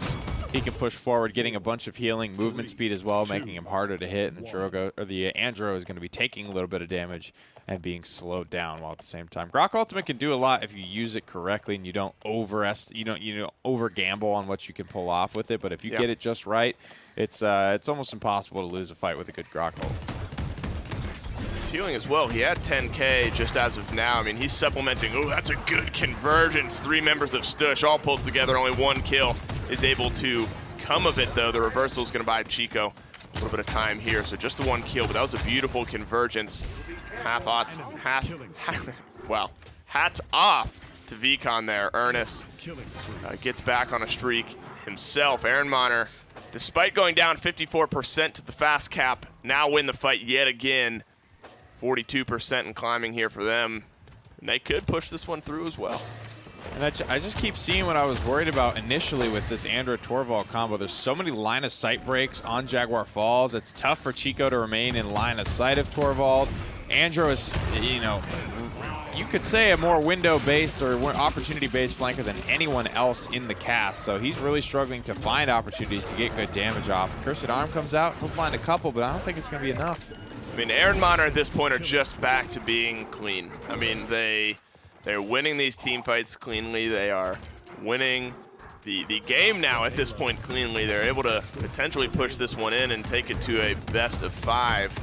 Tie it up at 2s here. And if things continue this way, Stush Gaming are going to have no momentum going into the final game after it looked like they would potentially be able to take the set 3-0. Ehrenmanner in the driver's seat, potentially taking game number 4 here. They're looking good while doing it, Nick. It's just a disconnect. This Torvald-Andor combination is just, it has very little synergy to me right now. And not only is Chico struggling to find opportunities to get in there and do damage, but again, these lines of sights are difficult to maintain, and things like that is really slowing it down. I would have much preferred like a Zen here. I think the unlimited fails on this Drogos as well. I mean, we've talked about a couple of the things going wrong for Stush, but on the opposite side, the Grok has been doing huge damage numbers. That's a good Dread Serpent as well. Unlimited fails going to be the benefactor of potentially an overzealous Dread Serpent in this case, but it looks like this one's going to go through. Ehrenmanner just cleaning up a little of the dust left in this one. Chico's keeping himself alive, but not for long. The wall's going to stop the payload where it's at, but the Tempest is going to help it go through. And Ehrenmanner find a 4-0. And we're headed to a game number 5. That was quick. That was quick. I sat down and then immediately stood back up. Rip win rate, I guess. So, oh, yeah, right, Torvald. Oh. Stush, how'd you do Grandpa like that? I know. After all he's done for the family? I don't know how they did it. I don't know why they did it, but they did it. My head, dude. It's 4-0. Well, we're going to a game 5 regardless. Stush, they started off the day with a clean 2-0. Ehrenmanner, they're come fighting back, and now we're down to a best of 1. Let's see what the Deathcast to say. I'm surprised. I mean, Stush had, I want to say that is one of the biggest leads I have seen that has fallen apart at probably the last second. Like, you were up 2-0, you needed 1 more point on Stone Keep to be able to kind of continue your own path. You lose there, and it's just felt like a perpetual stagger and loss since then from Ehrenmanner. I mean, it's like, when you're there, right, you're 0-7, you're up 2-0, this is the first time you've ever been up 2-0, that's pressure, True. I'm playing a comp that needs a lot of coordination and sync, you can't just play a Torv comp and it's not autopilot, you have to, your Torvald's like, bubble in two, I can't see you, there's a lot going on in a Torvald comp, and the pressure could just be getting to them. Yikes. 3 kills total, and it was spread across 3 different players. Ernest was 10-1, but King Nick was the one who was able to get the most damage done. A 12.5 KDA through that game. And the one thing I loved actually seeing, and it's something that I had always thought about it, and I still love thinking about it, kind of like in the counter of using a Tempest to go up and damage Drogos. But there were a lot of times he used it to go heal his Drogos while he was up in the air. Yeah, you can also do it to catch the Andy in the air. Before Cloud's online, Andy probably won't burn through it. I mean, we didn't mention it too much before the game started, but Grok into Inara Torvald, if he's not under as much pressure, which he wasn't, the Andy was kind of committing a little hard. Yeah. He can really do a lot. There's no deployable shields to block the shock pulse at all. Yeah. He can just constantly farm, constantly bounce. He's able to just consistently farm damage. And there were several moments where, like, again, if you're looking at Androxus being the guy that's trying to hunt him down, so his team's back here, everyone on Ehrenmanner's right here, Androxus is way over here. There's no line of sight for the bubble. Even if it did get there, it usually got popped pretty quickly. So there were a lot of moments where positioning from Stush was questionable. A lot more, I guess, really just kind of going back to what I expected out of Stush coming into this week. I was pleasantly surprised by games 1 and 2, and even 3, I will say, going to a 4-3 is pretty impressive for him. But that one was maybe a return to form for Ehrenmanner, or, depending on how you're looking at it, a return to what you expect from Stush. But now we're going to Timber Mill. And I just want your thoughts on Timber Mill as a map. I mean, it is definitely a map that comes up in my casual rotation sometimes. 100% facts so far. Sometimes you've had to play on this map. I have had to play on this. Actually, I qualified for LAN on this map. Well, there you go. I will say that. That doesn't change anything about my like for this map, but it's better than Fish Market. It is. Well, it's better than Fish Market. If you're Na'Vi, you ban out Fish Market whenever you can, except for when it matters. But Timber Mill coming through is actually a map I feel like we've seen kind of jump up. I think the Knights, specifically in the Premier League, have been coming here a little more often. I actually have to open my stats for the Premier League to go into that. We're not in there. We're in the Console League. Timber Mill. Normally I go into Snipers and I talk about how great they are. but sometimes you don't get to see those as often here. Leon, first pick, very high priority over her, even over Victor, who we normally see go for the first pick. Do you foresee a Kinessa or a Strix coming through for either of these teams? I wouldn't be surprised if it came a little bit later, but I like the idea of Leon first. I mean, her mobility, the fact that she can dash from the high center roof over to the mid roof, like the roofs on the sides, and poke. Eminence is insanely powerful on this map. You're constantly going to be getting your 1200 damage. I get why they first picked her, but I don't know. With Vivian and Victor open, Victor with burst mode has a lot of good range. I am kind of surprised to see it not going that early. Well, so far, Leon, Atlas, I can justify both of those. Hit scan, long range, a lot of damage. Atlas is just really good in the right hands. Saris is probably going to be the 300% increased range on her healing. I would hope so that you can make sure that, hey, it doesn't really matter where you are. I got you, buddy, to be able to come through. Barrick, Vivian, Maldamba, the Ehrenmanner. Right now, this is just a standard composition. Like, there's nothing out of the ordinary, nothing crazy. And that's what makes it, I think, even more frightening. It works. Yeah, the thing about Timber, which makes me like it more, console Eevee. Ooh, okay. Come off my thought. But the thing I like about Timber, more than some other maps, is that you can actually play standard. You just play on the sides, you poke the point, kind of like a map that has high ground, but you split your pressure. That's one of the things I do like about Timber more so than a map like Fish. That is kind of, you play Fish like Fish, or you're a fish out of water. I'm kind of, I don't know whether or not to go on that or go with where I was going to. Hey, there's that Strix that we talked about earlier. Yes. But if this Eevee looks phenomenal, I'm going to poke a bear after the set. But I have to see how this Eevee looks first before I say anything about it. It could go horribly right or could go horribly wrong, depending on which side you're looking at it. Strix coming in makes it a little more difficult. With the Vivian there, I think it's going to be a little more difficult. So this Eevee has a lot of work cut out for it. Do you have any side that you think is going to be just more consistent?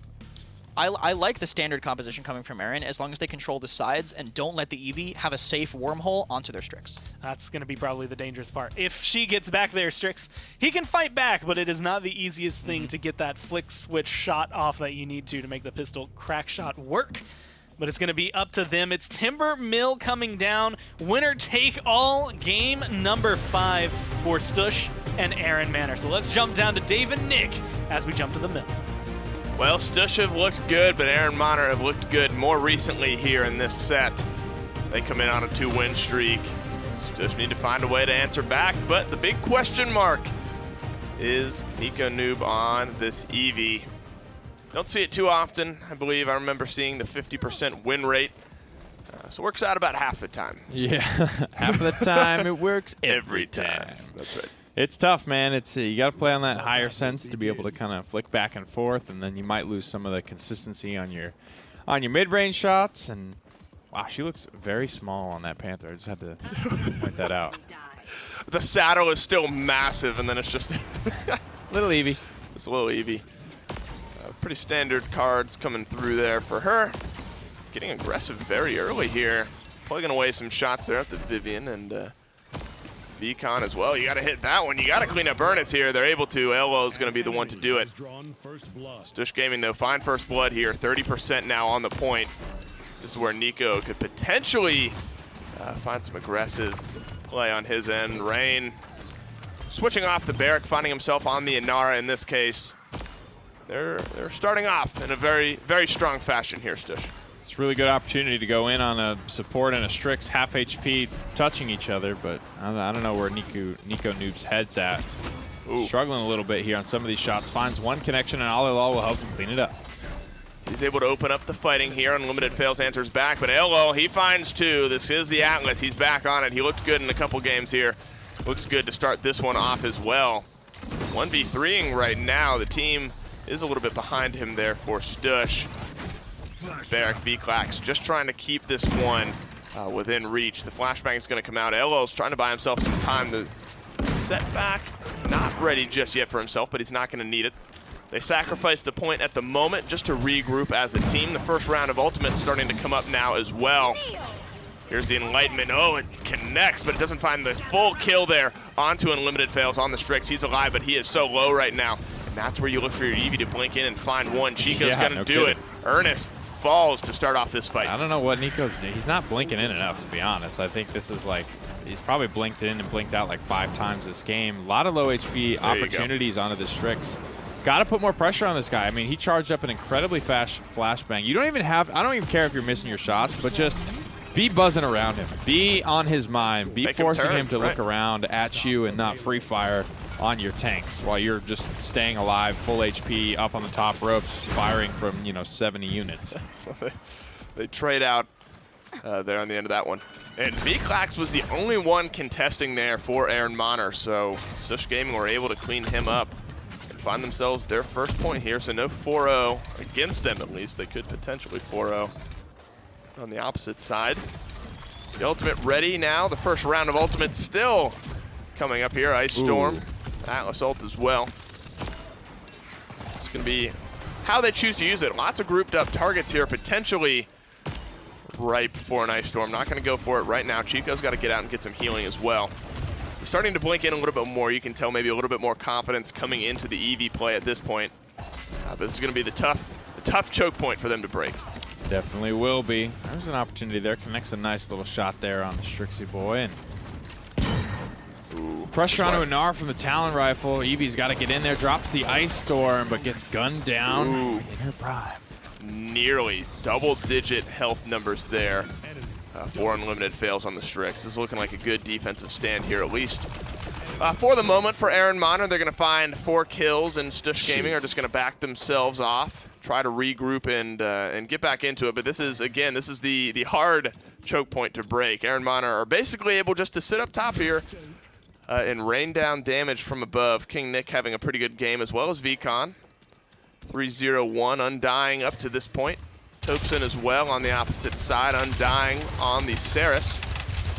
Strix leading us damage-wise, though. This is pretty tough, and that's as a result of the lack of pressure we've talked about a couple times. They've got Vivian Ruckus up here. That's like, I don't know, man, like probably 3,000, 3,500 DPS sitting up on the high ground. You got to figure out a way to deal with this sooner rather than later. Nice little stasis barrier going out there from Atlas. I think that was a pretty good spot, actually. It blocked off a lot of the damage coming down from up top. Payload is just kind of inching forward here. The rest of Ehrenmanner are up high, and that's about the payload to kind of roll through. That's a good rewind here. Elo's got a lot of low-health targets up top if they're able to find some damage. Blinking in goes Nico Noob, not able to get the kill, but Elo buys a little bit of time. The Dome Shield's going to come out and see if it can get this thing stalled out. Stush Gaming lose 1, but trade back 1 as well. Now Chico needs to come up huge, and he's doing just that. Can he win this one? The stealthed up unlimited fails, rolls behind him, cleans up that kill. Nico Noob gets shot in the back as well. Now it's down to 1, a triple kill from the Strix, using his pistol a little bit more than his rifle in this case. And Ehrenmanner come up big on defense to tie it up. It feels like if the rest of Stush Gaming were 60% as objective-minded as Terrain is, like, this game might be 2-0. This set might have been over already. I mean, all they had to do was rotate down and kill this barrack, and Rain had this payload knocking on the door for the last, 30, 45 seconds of that round. If somebody could have just made the rotation down to clean that up and to kill that barrack, he got the dome shield out as well. Like, there was a lot of value to be had down there. Clax was on his last leg, so to speak, but nobody made that rotation, and the payload just kind of sat knocking on the door the entire time. It's chilled out. Ehrenmanner will be happy with that, though. The only 3 ultimates ready for Stush, 4 on the opposite side. Now's where you'll maybe able to see a few of those starting to come out halfway there for Atlas and Saris as well. Getting a little bit more aggressive now as Eevee goes flying across the sky. Soaring, I guess I should say. Nico Noob plugging away a little bit here. That's a good stunned up target there. Elo is able to drop that one with the help of some of the rest of his teammates. The Dread Serpent as well sends a couple running. Nico Noob now could get aggressive. He blinks in. He's finding shots. He's missing it. The stealthed up Strix is able to get away. Nearly trades him back. He actually does the flare. Cleans up Nico Noob there, but Elo continues his tear on the Atlas with 3 in this fight. And Stush Gaming look poised to take point number 2. Yeah, a lot of good pressure here. Great stasis field as well, and just having the range, I think, to contest. This Strix is not playing from the high ground. He's playing more on the sides of the map, making him more accessible to damage. I think Eevee doesn't have to burn as many cooldowns, doesn't have to take as many risks to get out there and find herself involved in the fight. Flashbang comes out, Nice block. Is just going to try to negate all of it. Oh, he misses. That's a big one to miss. Nearly plugs away, nearly cleans up the Eevee. Instead, it's going to be Rain to find one. That's all they need. 2-1 now, pushing for a hopeful third point here on Timber Mill. Of course, the last map is going to be the most contested. Both teams getting a chance to feel each other out throughout the first 4. 2-1 here. Ehrenmanner with the first defense. Stush Gaming with both the point fights. And they'll be in a pretty good spot if they can break this. Just a little bit quicker, I think, than last round. They eventually figured it out, but that's part of the game, right? You're figuring it out. You're trying different things. You're adjusting to their adjustments and so on and so forth here. A couple of big shots from Unlimited fails, but a couple of clutch misses as well. I'd say overall he's been very good on the Strix, though. I think more hits than misses up to this point. Just a couple notable ones standing out on the opposite side. There's a hit. Nico Noob gets plugged out of the sky and back to base. Some players are just better at hitting the hard shots than the easy shots, I think. Well, sometimes you overthink it. When you have to think about where you're going to shoot and how you're going to shoot, your mind starts to take over. When you're able just to free fire and plug away and just instinct takes over, that's when some of the harder shots become easier and vice versa. 117 now to figure out how to break this one home. They've got the people to do it, man. They've got Eevee to sneak in there. They've got a nice little, phase barrier. It might have to be a longer flank around the left-hand side here. There's a lot of room to work with on Timber Mill. You might want to debate Stinger. Wow, is that a setback? That is a long-range setback. I nearly missed it. Didn't really put him back to any sort of difference of health. Just stalls him out on the fight there for a couple seconds. Opens up the door. Unfortunately, Chico's going to be the first loss here for Stush Gaming. He respawns. That's another one now for King Nick. The kills are coming up red in this one. Stush Gaming, though, with 36 seconds left. They'll back off. They'll regroup. 5 ultimate strong. I should say 4, but Seismic Crash will be there soon. Sentinels up and used for the Vivian, so Ehrenmanner have 5 ultimates worth of utility ready and rearing to go here for them. 15 seconds left, though. They're looking good, at least up to this point on the defense. Plenty of ultimates to use if they want to burn them, but it's definitely a tall task at this point. There's a lot of payload left to push, probably about 30% or so. Grouped up on the low ground here. Eevee moving in on Vivian, but she won't survive for long. Support's already dead. I think you call this one. That would be the way to look at it. The second chance is going to top off his health bar without the support around. Rain just trying to hold things here. It's not going to last very long. And as you say, another point here for Ehrenmanner. Find the defense yet again. Why not add a kill on the back end just for good measure? They don't use anything. I think that's a good call. They lose their healer. They realize they're not going to win it. They're just going to save up their ultimates. So still 5 for both teams depending on the status of those Sentinels. 2-2 though going in. 3 red damage dealers on the top of this one. Elo, he's 10-3 though. He's the guy to look at on Stush. Yep, even though he's 1-7, Terrain is the reason that I think Stush Gaming are kind of in control of this one. I think he's been, honestly, a very, very standout console frontliner today. I don't know really where he came out of what he did today, but this is awesome stuff from him. Obviously getting good healing from young Tobin. That's an important part of the game, but when one guy's just pulling left trigger over and over and over again, I'm gonna go ahead and give credit to the front line decisions of when to pop my cooldowns, when to rotate in, and he's almost been ever present on the objective. It almost really hasn't been a decision of when and just when to not. They're starting to throw out some ultimates here. Hexafire, Dread Serpent, all coming up, and they result in a few kills here. 42% though for Stush. They were on the point and stayed on the point till the bitter end in this case. Ehrenmanner, they've at least found a change for the moment on the point fight. Losing the previous 2, only getting their points through the defensive route. Now it's up to Stush to try to get back in, find themselves another team fight win, and maybe get back onto this point. The setback's going to get Ernest nice and low and ready for Nico Noob to pluck away at. And now Ehrenmanner are fighting a 4v5, and Stush, they could soar in and take this team fight. Yeah, I'm going to try and get in on Strix. Thankfully that shot misses into the ice block, and the pursuit shall continue here. Backing onto the bridge. Just making like little fall-off damage shots here. Not any big connections from Eevee, so Unlimited Fails is going to stay alive. But he's under pressure, and that's really all I wanted to ask for. He's unable to participate in the fight in this case. Unfortunately, Nico Noob rounds the corner and finds a ruckus in his face. That's going to be a good blink to get him out of danger, though, but instead it's Chico on the backside of this fight with 2 now. He just gave up on that Eevee, I guess. I think so. Okay. I probably would have. I wouldn't have known where she was. And now he's dead. now he's dead as a result. Stush Gaming, though, wouldn't you have guessed it, find themselves team fight and point fight number 3. 3-2 here, rounding the corner. If history's taught us anything, though, Ehrenmanner will stay up top here, win the defense, and we'll go to a decisive 4th point fight. There it is. A couple of big connections there onto Vivian. Quick little drop onto the low ground for Nico Noob. I think Strix is the next target you're looking after. Flying around, starting to make good use of this mobility here. This has been the best, I think, 30 to 45 seconds of Eevee gameplay we've seen all game. Maybe coming into his own a little bit, feeling the confidence as the game flies forward. And yeah, I mean, he plugs away a couple shots at 2 targets that are looking at him. He's feeling the confidence and knowing that his team is behind him and able to do it. They could push this one through. This is the fastest we've seen this payload move forward here, and it's just going to come down to which team finds the picks to start things off. Nico Noob, he gets traded out early on, Nick. That's not a good start for Stush. I mean, that's blind luck timing that stun there to be coming through right as she blinks in. That was perfectly executed. But I have to say, that's a heavy dose of luck to land something like that. Well done, regardless. Ale takes down Ruckus to Rain, making sure that he stays objective-minded here, eating a ton of damage from Vivian. That's not something that you can stand against, even as an Nara for too long. With the convergence, Dave. That might put it away. That's a convergence into an Ice Storm, and it looks like this payload's going through, and Stush Gaming, not only do they win the map, they win 3 for the first time this season and find victory number 1.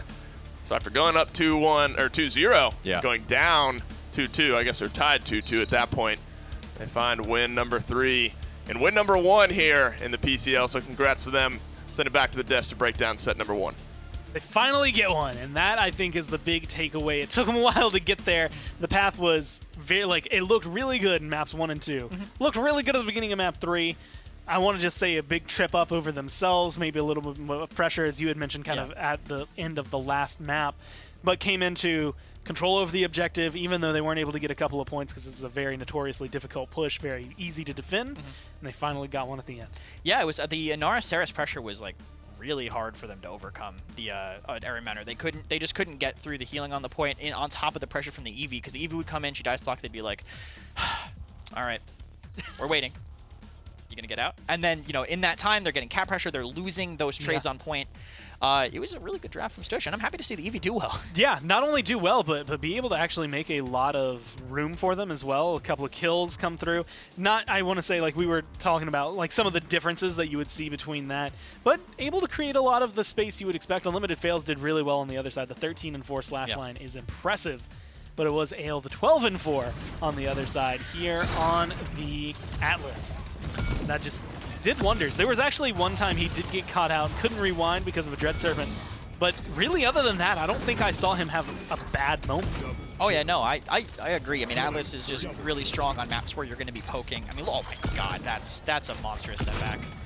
That's crazy. He played fantastic this game, I thought, with the poke. The only time he died, I meant he got Hexifired and Dread Serpented. They had to commit 2 ults just to get him out of the fight, and his pressure combined with the cap pressure from the rest of the team was just too much to overcome. And I believe it was actually earlier in the set he was playing, and the only comment, you just kind of sat back and you're like, you can tell this guy's been playing Atlas. He's been sitting down, he's been putting in the time, because there's a lot of nuance to the champion that I think will escalate him to kind of where he is in a top pick position for some teams. And he seemed to have all of it down. Although looking at the standings now, you can see Stush very, just put a smiley face next to Stush if you are going to screen cap this anywhere. 1-7 as they go up, -16, so still not the cleanest. They only go up +1 because it was a 3-2, but it's a start for them. 8-0 for Flashpoint. Again, exactly what I believe 1 map down, so they find themselves a 3-0 here with the 23+ minus. But that's going to do it for the EU PS4 side of things. We do have EU Xbox coming up soon. I believe it's Viral versus Bust Down that's going to be coming up just after a break. So we'll be right after this. The Paladins Console League, brought to you by Skillshot, Hi-Rez, Evil Mojo, iNap, Steel Series, and Respawn.